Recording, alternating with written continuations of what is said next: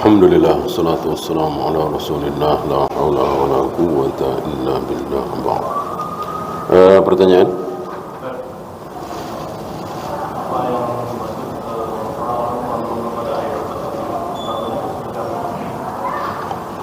Antum bisa lihat tokoh-tokoh hari ini, profesor, doktor, atau bukan profesor, bukan doktor.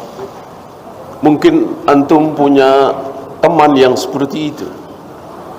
Jadi kalau ada ayat-ayat yang kita nggak tahu nggak apa-apa, justru dia pengen tahu. Ya, ini dimulai oleh siapa? Antum masih ingat? Sobil yang hidup di zaman Umar, yang dia membahas berdalam-dalam ngotak-ngatik ayat wal adiyati dhabha wal muriyati qadha dan seterusnya. Demi kuda yang berlari terengah-engah, ya, kuda ini di mana, di peperangan apa dan seterusnya, kita nggak tahu, nggak apa-apa. Justru dia membahas, ya. Kemudian Allah cahaya langit dan bumi. Ini ayat-ayat seperti ini kita nggak tahu, nggak apa-apa, karena Al-Quran begitu besar, firman Allah, nggak mungkin dari awal sampai akhir kita harus tahu semua, kita faham semua. Ya, ambil contoh Alif Lam Mim. Siapa yang tahu maksud Alif Lam Mim? Siapa yang tahu maksud Yasin, Alif Lam Ra dan seterusnya? Ini menunjukkan kebesaran Al-Quran. Mereka ngotak-ngatik ini, gitu, cenderung ke ayat-ayat mutasyabihat. Sementara ayat-ayat tentang mahram, tentang ngetuk pintu kamar orang tua di 3 waktu itu di surat An-Nur itu, ya, nggak tertarik. Ayat-ayat tentang hukum nggak tertarik. Yang itu kita harus tahu, ya. Maka dikatakan walladzina fi qulubihim zaigh, orang-orang yang hatinya ada zaigh, ada kesesatan, mereka cenderung, mereka tertarik dengan ayat-ayat yang mutasyabihat. Ayat-ayat yang muhkamat, bagaimana darah haid, bagaimana darah istikhadah dan seterusnya, malah tidak tertarik. Tentang keyakinan Asy'ariyah tersebut ada di kitab apa? Kitab-kitab Asy'ariyah banyak, ya. Cuman bagi saya, ya, tentu hemat waktu, ya.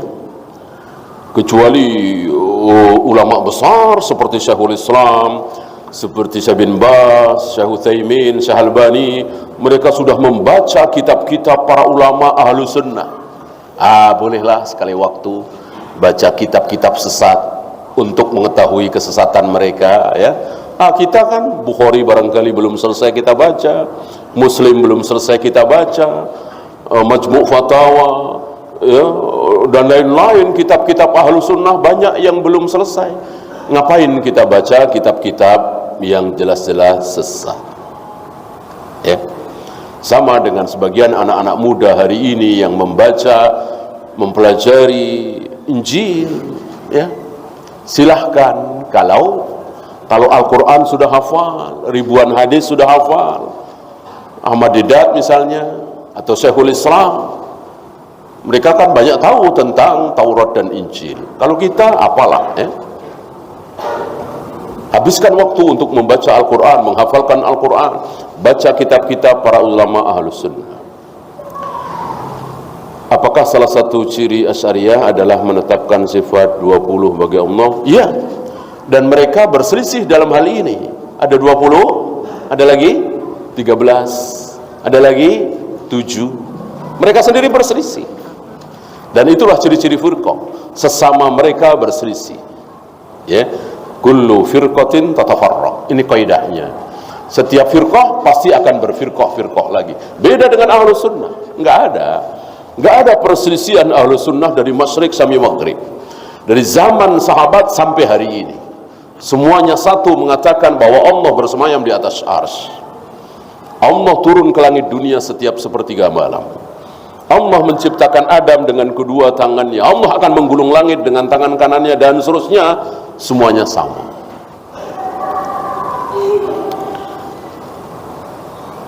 Apa yang dimaksud perbanyaklah doa ketika sujud?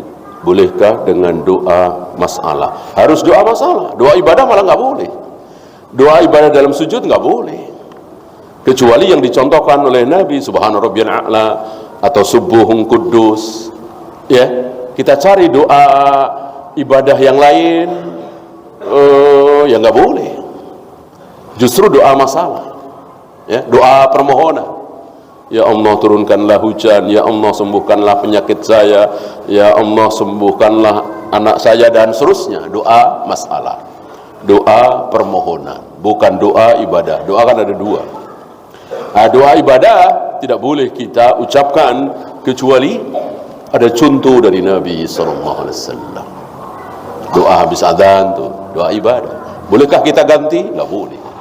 Bolehkah kita ucapkan dalam bahasa Indonesia? Tidak boleh. Dengan bahasa Arab tapi lafadznya beda dengan lafadz Nabi, tidak boleh. Itu doa ibadah. Doa masalah boleh kita karang sendiri dengan bahasa kita sendiri, boleh.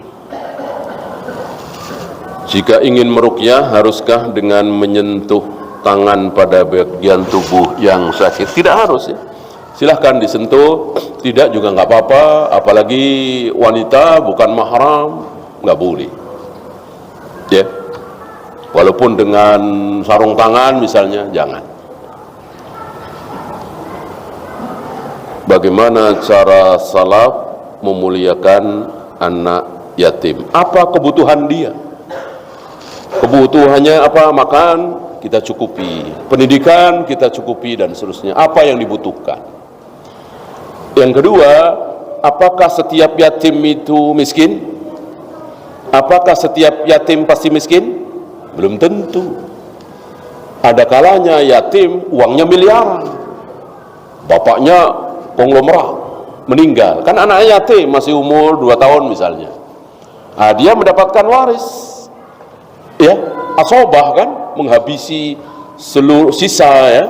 Oh, kan miliaran dia. Nah, terhadap yatim seperti ini, walinya, pamannya, dan seterusnya disuruh menjaga hartanya.